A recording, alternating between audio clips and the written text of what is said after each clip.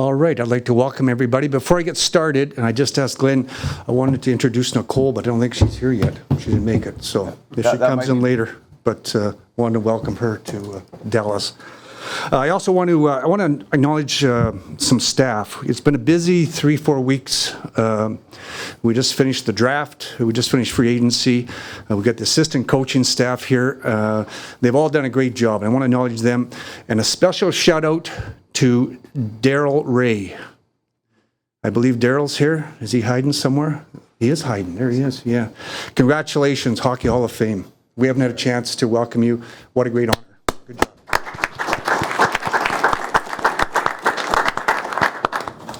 I'm excited today to announce and formally introduce Glen Gulutzan.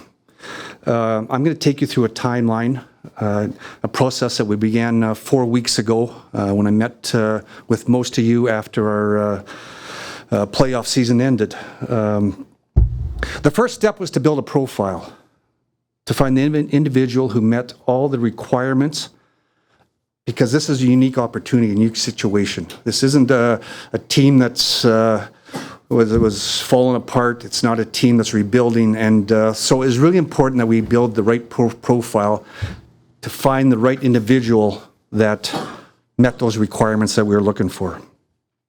We interviewed numerous coaches at all levels, and in the end, the process kept coming back to Glen. It just kept coming back to him. Speaking with people he worked with, he worked for, all I ever heard about is he'll go through the wall for you. He's organized, he's professional, he cares about people, and he'll go through the wall for you. His resume and experience over the years has prepared him for this opportunity. I always talk about, it's one thing to have success, but you got to go through tough times. Everybody does. And it's those tough times when you find out who you are. And that's what Glen has done. And he's made himself a better coach because of that and a better person because of it. And I'm going to share with you one of my interviews with Glen. And it was probably the interview that I knew that he was the guy.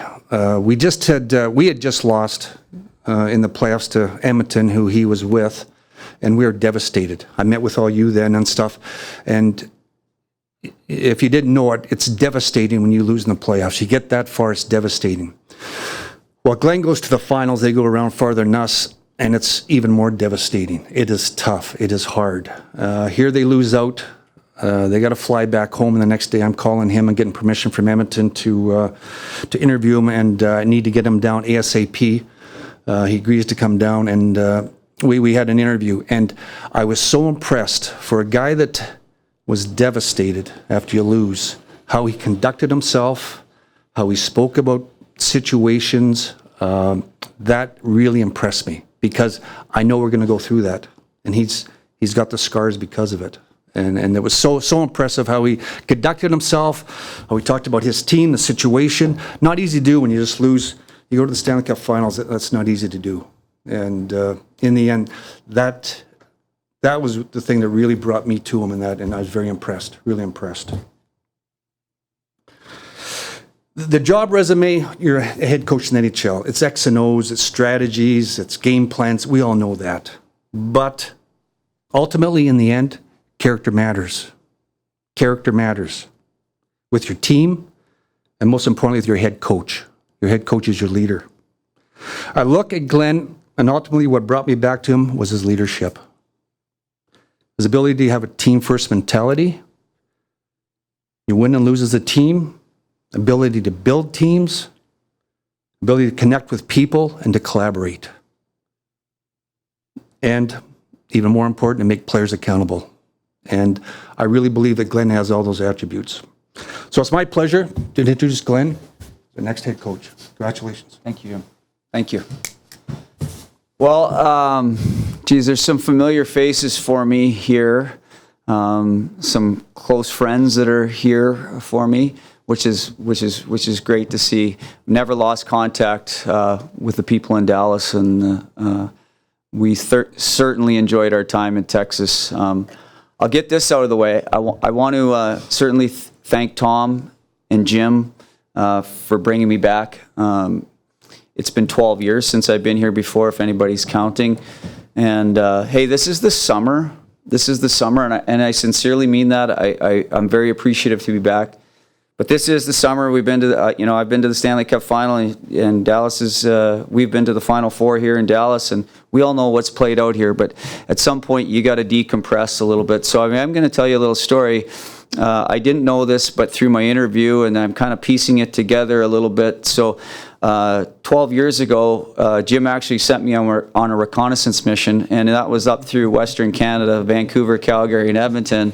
And he didn't tell me till about a week ago that he was bringing me back and that the mission was over. So all expenses paid, right? Yes, all expenses paid through Western Canada. So the whole time I was up there, I thought I was heading to Winnipeg next. So I'm back, and I'm ecstatic to be back. I'm ecstatic to be back. I know we have assistant coaches here.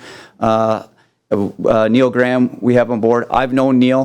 Neil and I had great conversations. Obviously, we're Texas Star alumni. He's done a fantastic job.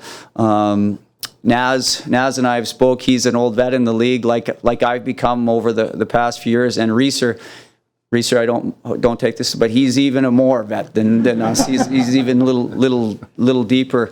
And then obviously we got Chris and Patty that are there too. And so I'm just ecstatic to be back. I know some of the questions, certainly they're going to come from everybody here. How does it feel to be back? But I'm prepared for those. It's been 12 years. I could give you the Edmonton resume, 5 head coaches in 7 years in Edmonton. I got to work with some great names, some great coaches, John Tortorella, Ken Hitchcock, Dave Tippett, Jay Woodcroft, Chris Knoblaw, great young coach. So I've got to work with lots of people, Mike Sullivan. So all those things have added up to kind of bring me back here, and I'm just ecstatic to be back. It's been a roller coaster. It's a little surreal. A month ago I was on the other side cursing the team out when they beat us in game 1, and now I'm sitting here. So, but for me, it still feels like home, so it's an easy adjustment. And with that, we'll open it up to questions. Please raise your hand for the question mic, and as a reminder, please address the person you're going to ask the question to. We'll start with Mike Heika. Hey, Glenn.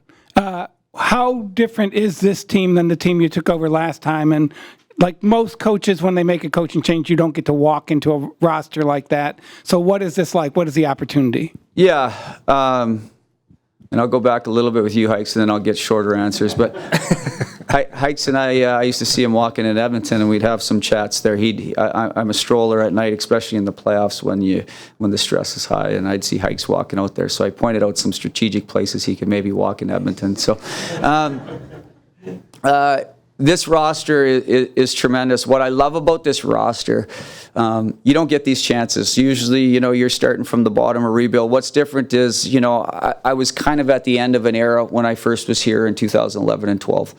Obviously the team was owned by the league then. So there was a bit of a transition period. The team now, the team that Jim's built and Jenks and Whitey, this is a real team. Final Four 3 years in a row. This is a real team. I love the depth, Hikes, of this team. The depth, because if you're going to go all the way, you need depth, and you guys have witnessed it. I grew up that way a little bit in Edmonton. The last 7 years, we didn't have it, and then we did, and it's propelled them to 2 Stanley Cup Finals. Played Florida. You can see their progression over the 3 years, and just adding those layers. At the end with the Marchands and those types of players, that depth helps. It's here in Dallas. I love the D. I love the goaltending. You got studs on D, studs in net, and depth and strength up the middle. All the pieces are here. We just have to make sure we're pushing this thing 1 degree. I mean, this isn't a 20-degree league. The team had over 100 points. You're not going to come in here and reinvent the wheel. But if we can push this thing in certain areas 1 degree, I think that's the biggest. That's going to be our biggest challenge as a coaching staff.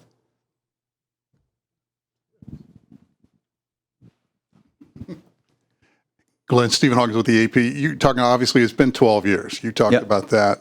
The conversations and the interviews you had with Jim this time, how much did you reflect back on your previous meetings with him 12 years ago when he basically told you, you're not our man right now? And how are you different as a coach from then to now?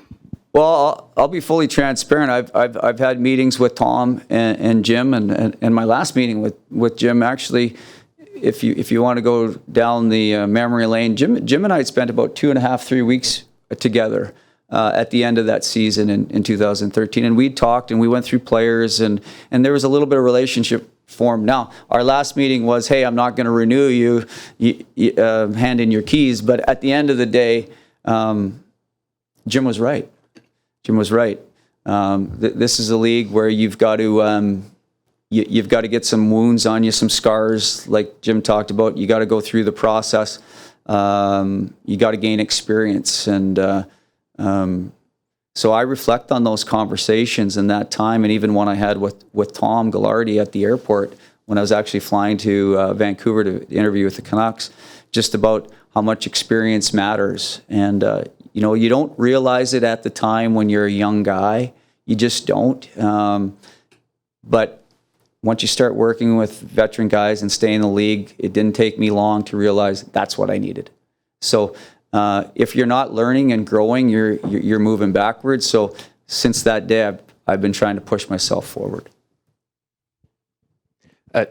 Glenn, Robert Tiffin, D Magazine, what would you, kind of a follow-up to that question, if you could go back and tell yourself 12 years ago one thing that you've learned about coaching and about yourself since then, what one thing would you choose? Well, I'll answer this question, and because I was expecting, you're expecting questions. I've done these things before, and you're expecting the questions. What have you learned from that? What could you tell your younger self? What I would tell my younger self is go through the scars again, go through the experiences, get kicked around a little bit, learn the league, because there's a lot of people talk about, and I said this in my interview, lots of people talk about confidence and where confidence comes from. You can't just hand it to somebody. You can't go up to a player and say, hey, you're good. You kind of have to build confidence, and you build it and in the way you act and what you do and what you value and your experiences. Right? So your experiences all through that way, all the scars, get kicked around, pick yourself up, win a game, lose a game, over a period of time, work with people, keep learning. That's experience, but that's where confidence comes from, right? Because you're learning. That's where it comes from. If you're prepared, and the more prepared you are, that's what builds confidence, right? I said, it doesn't matter, if you got kids in there, they're writing a test. If you don't study, you don't put in the work, you don't have to struggle a little bit. You're probably not that confident when you write the test, but if you put in the work, you're probably okay to go write it. So I put in the work. I got kicked around. I got the scars on me. Certainly I'm ready now. That's what I tell the young guy. Go through it, get kicked around a bit, and then show up again. Hey, Coach. Ivan Dawkins, BS3 Network. Welcome to Dallas. Welcome back to Dallas. So you mentioned that Jim was right 12 years ago. Why is he right today? Oh, great question. Great question. Because of the scars. Because of the scars. I've been there. I've checked the boxes, right? We've won. We didn't win the Stanley Cup. Been to the finals twice with the Stanley Cup. Coached some of the best players that are ever going to play this game. Worked with them closely. Built relationships with different people throughout the games. Worked with coaches. 3 possible Hall of Fame coaches that you learn from, and you look at and you can say, I can take this, I can take that. So all those little experiences help you. I've got over 100 playoff games now, or around 100 playoff games. You kind of lose track, but those playoff games, you might as well be 5-1 because everything is dialed in. You've got to make adjustments. I was a younger guy. I didn't make many adjustments. I knew one way to play. All right, I knew one way to play. You're self-taught, you're self-learned. Now you bring in all that experience. You check a lot of boxes. So players are the most important part of this game, no question. It's not us coaches, but you got to learn how to deal with them. You got to learn how to motivate them. You got to deal with star players. You got to deal with guys that are getting 7-8 minutes a night. So you have to deal with all those situations. And the guy 12 years ago, he never dealt with them. This guy's dealt with them for the last 12. So that's probably the biggest difference. I've checked a lot of boxes. Hey, Glenn. Leah Simakopoulos, Dallas Morning News. Welcome back. How would you describe your coaching style and the systems that you would like to bring here when you get started? Yeah, I work with Mike Sullivan, and we used to chuckle because every coach, we'd watch press conferences, and every new coach that was hired, we'd say, well, we want to play a fast, upbeat style of game. And then we'd say, as opposed to what? Like we want to play slow and methodical and whatever. So what's changed with me is I'm going to look at our roster deep with our coaches. We've got great coaches here, and I know that throughout the league. We're going to take a little deep dive in here. I'm not coming in. Listen, I've played every system. I've worked for 5 different coaches. I played for every system, and every system has won a cup. Vegas' system won a cup. The way Florida we all seen has won a cup. All right, everyone's been able to take it. We're going to put together a system collaboratively with that group that's what's best for us. What's best for us to push us. Now, I've got a couple tweaks in mind. I'm not going to mention them, but at the end of the day, we're going to put something together that's best for the Dallas Stars and the personnel we have, and that's probably one of the things that's changed with me. I only had one way to play. There's not just one way to play. We're going to put it together that helps our group. Kevin Sherrington, Dallas Morning News. Jim, you've been to the conference finals 3 times in a row. Is it finals or bust? Well, it's easy for me to sit here and say yes, but I get too much respect for the game. It is so hard to win in pro sports, and I got a lot of respect for the game. I've done a lot of winning in my career. I've done a lot of losing in my career, but that's our goal, is to win the Stanley Cup, and we're going to do the best we can to accomplish that. There was also a report in Canada that you had explored maybe hiring Glenn in another capacity before you made the change. Can you comment on that? Yeah, I have not heard. Okay. Yeah, stay off Twitter. Hi, Glenn. Mike Ducey from Fox 4. I was going to ask you a similar question to what Kevin just asked Jim, and that is, given the way this club is constructed, would anything less than winning a Stanley Cup next year be a disappointment in your mind? It always is. It always is. But there's only one team that can win, right? There's only one team that can win. So, again, that's the goal. That's what we're going for. For some teams in this league, it's not the realistic goal, and that's reality. I think there's only 8 teams, 7 teams that realistically can win the Stanley Cup every year, and Dallas is one of them. If you ask any guy in the league, Dallas is one of them. So I'm sure whatever happened, winning the cup would be great. I'm sure if we fell short in Game 7 in overtime, it's devastating. I've already been there.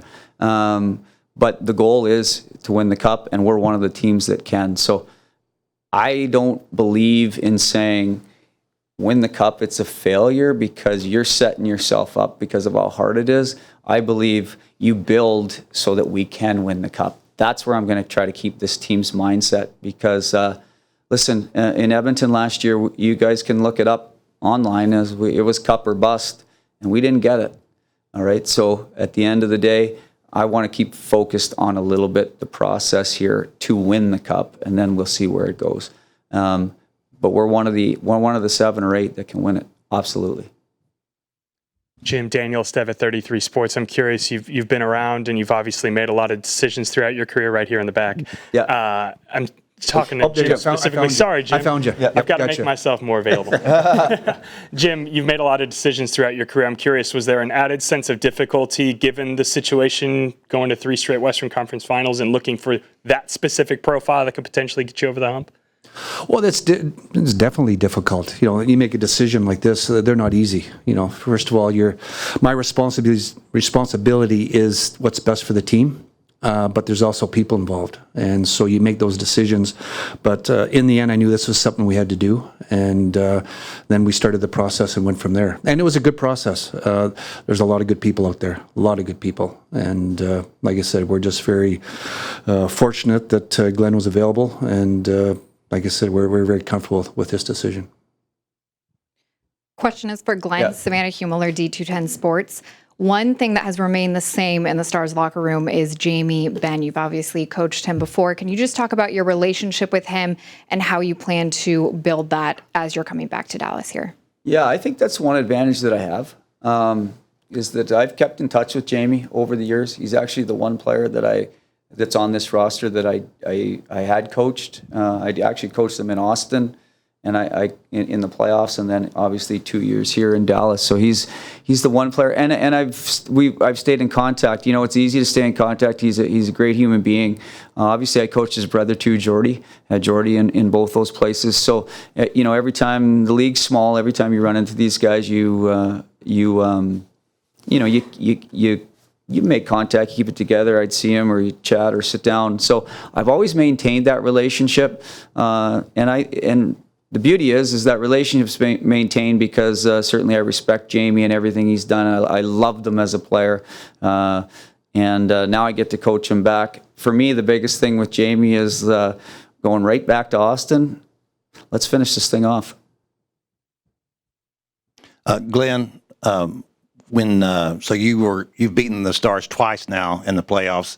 What is the secret to that, and can you fix it? You know, one thing I'd like to do here, and it starts from day one, is you get to the Final Four, which Dallas has been there, and I've been there here with Edmonton the last couple of years, and actually even prior to that. You get to that point, and it really becomes almost hand-to-hand combat when you get to the finals. The game changes, and any player is going to tell you the game changes over. It's different from 82, and then it's different starting the first round of the playoffs. But boy, you get to the finals, and you're playing in there. It becomes, I would say, to our players, it becomes everything your dad used to tell you. You know, when you played, you guys have hockey dads in here. You know, you got to back check, you got to forward check, you got to shoot the puck, you got to get to the net, you got to win the battle, you got to, it doesn't become X's and O's. It really, you got to make some adjustments because some teams do things a certain way, but boy, the adjustments become smaller and smaller because it's hand-to-hand combat. So what I'd like to do here too is right from the start of 82 is we just got to up our physicality a little bit, 1 degree through 82 games. And because you can't just turn that switch on in game 83. You have to build it in. So we're gonna build it in, and we're not gonna be running around. We've got too good of a players, but there has to be a little element of physicality. The way we forecheck is gonna change, just a little bit, so that we're better prepared in the playoffs for game 80 through and on.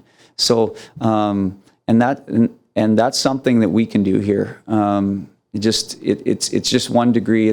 Wherever you put your energy in this league, that's where you're going to get a little bit of a pop, and we're going to put a little energy there, and we're going to ask a little more from our guys. But that's sports, right? That's sports, and I think that'll help us, right? That's going to help us. So that's one thing I'd like to do here is just add that little bit of a layer here, and it has to start through 82 because there's no light switch. And you can do that without changing personnel. Well, yeah, you can, because you're asking a little bit more from each guy, right? And listen, this is a coaching thing, and those coaches back there know this. If we're going to say to Robbie, hey, go run and hit guys and have your stick in the air and crash and bang, we're just going to be back checking. We're going to get good at back checking, doing that.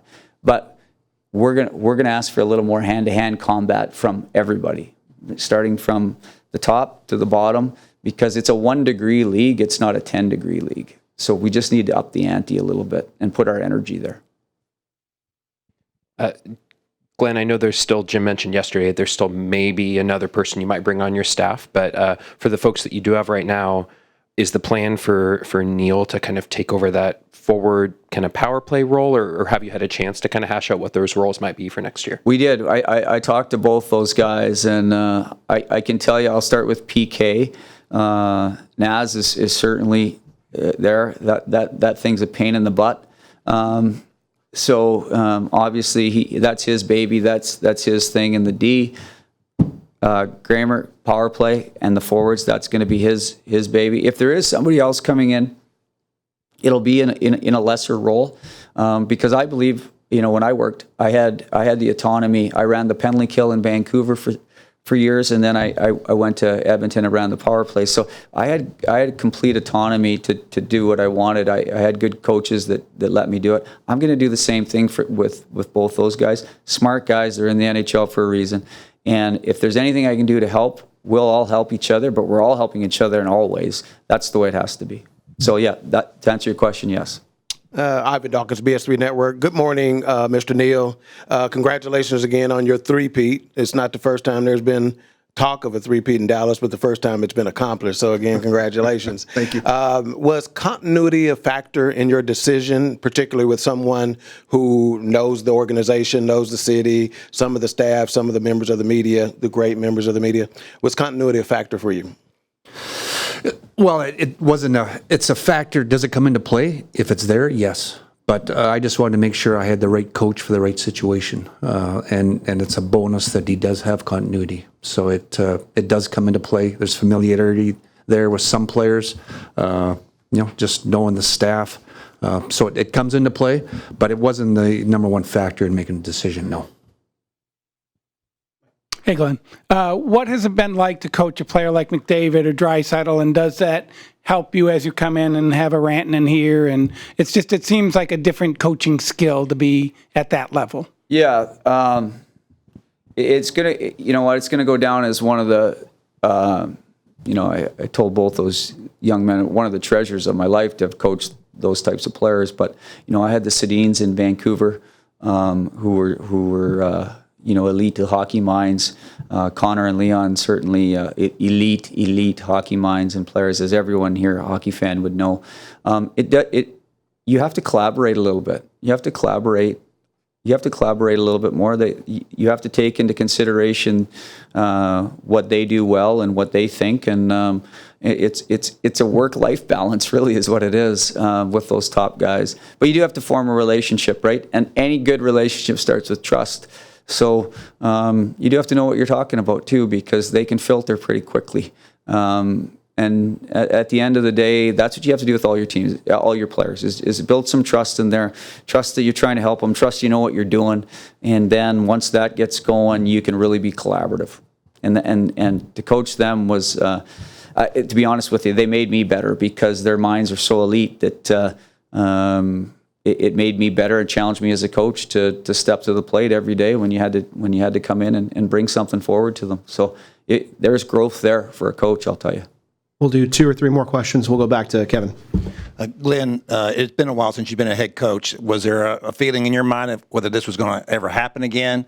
And did you have to remind Jim that he'd fired you? Yeah, I didn't have to remind him. I remembered. But certainly how should I put this? I said this in my interview with Jim. I was never a guy, assistant, American League, wherever I started. I was never a guy. I like to be where, I was talking with Neil Graham about this. I like to be where my boots are. I kind of want to live in the now. If you're chasing all the time, I sometimes thought, you always catch your mind wandering. I thought, oh, geez, if I got this job or if I got that job. But I really actually loved my job. I loved my job in Edmonton. I loved my job in Calgary. I loved it in Vancouver. I loved it here in Austin. It didn't really change. I just like to be where my boots are. We'll go to Savannah. Glenn, one big thing off the ice is obviously your support system at home. Can you just talk about your family, how excited they are to be in Dallas, and just the support over your career? Yeah, well, one thing that happens when you're not here for 12 years, you lose all your kids because I got my last one graduating. And so I don't know who's going to be here other than my wife, Nicole. And now, when your last kid leaves the house, you're with your wife, you got to figure out, okay, what are we going to do now? So I am figuring that, but they've been with me forever. They've had to move. I've had a daughter that's moved in grade 2, grade 4, grade 7, grade 10, and grade 11, right? So she's lived this NHL thing, right? I got 4 of them that have lived it. I will tell you, I'm going to finally tell Jim, and I know I'm giving long-winded answers, but it's only one press conference, not July 4th yet. But I didn't tell Jim. I have a daughter that's coming to Hillsborough to play JUCO softball. So I knew that 6 months ago. So when all of a sudden this lined up, I was like, oh boy, I better get this job. Great. Thanks, Jim. Thanks, Glenn. We appreciate your time. With that said, we're going to do a quick photo op once we move the table. After that, we have lunch outside, and Jim and Glenn and the other coaches are available